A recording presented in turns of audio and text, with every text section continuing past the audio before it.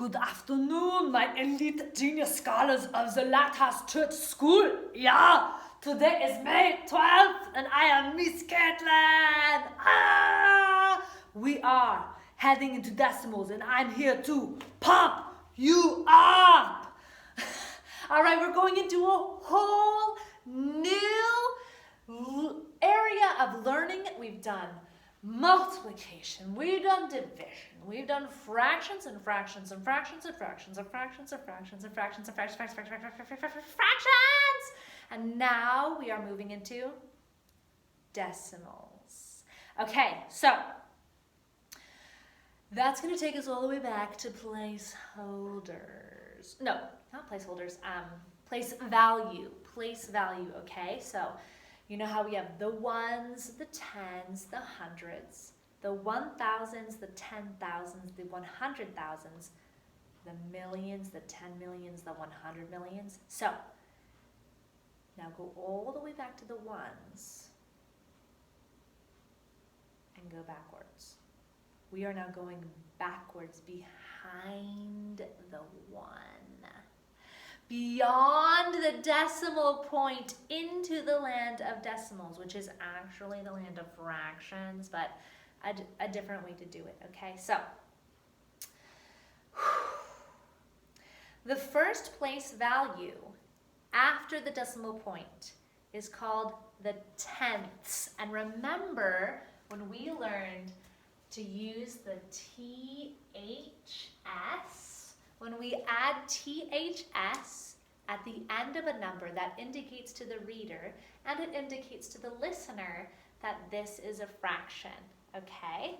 So here we have our decimal point, and let's say we have the number 1. And here we have the number 3, 4, 7. All right, so this is the ones place, right? And now this is the tenths place, meaning a fraction of a whole, right? This is the hundredths. And this is the thousandths.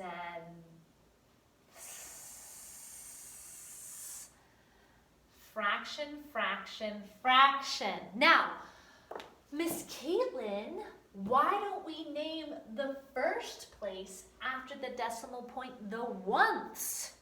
Because if I was to call this a fraction and to say that this was the ones place, I would say that that is 3 over 1. And we know that any number over the number 1 is actually just a whole number, because 3 divided by 1 equals 3, right? So that's actually just the whole number 3. The reason we call it the tenths is because that is an actual fraction. This is not. This is a whole number. This is a fraction. Okay? 3 over 10 is a fraction.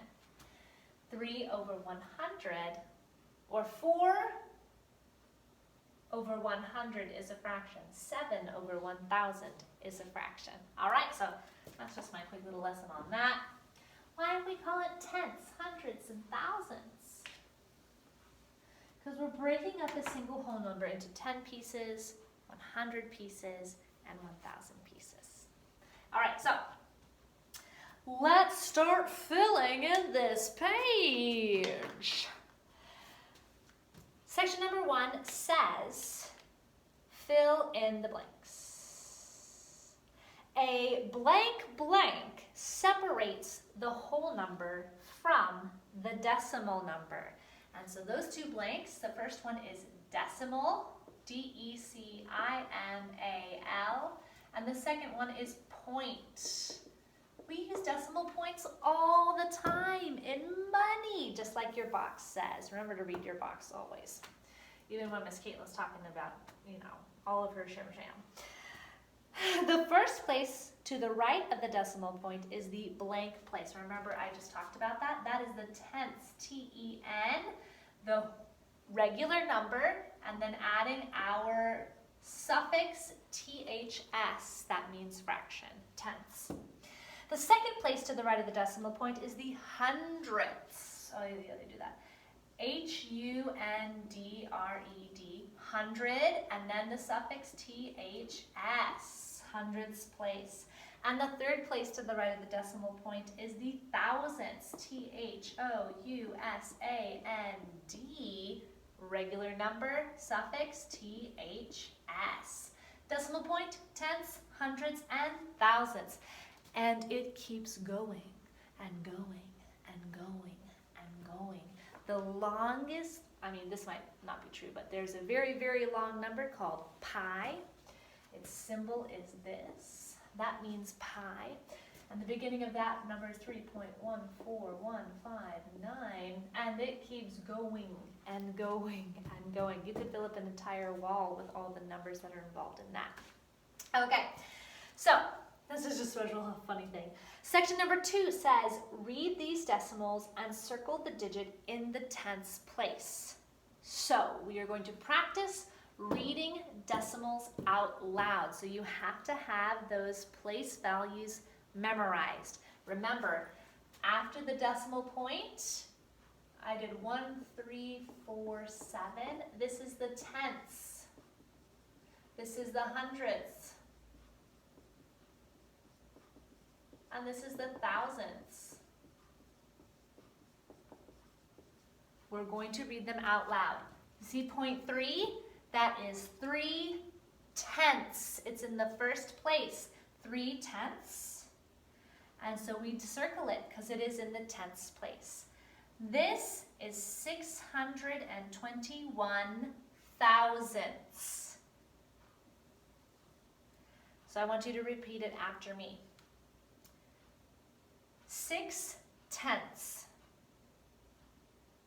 Circle it. 781 thousandths. And you're going, Miss Caitlin, how are you coming up with these last things? Well, the last word you say depends on the place of the last number. There's only one number here, and that's in the tenths place. There are 3 numbers here, and the last number is in the thousandths place. Okay, there's 2 numbers here, and the last one is in the hundredths place. So this is 38 hundredths, and then you circle the 3. 578 thousandths. 42 hundredths.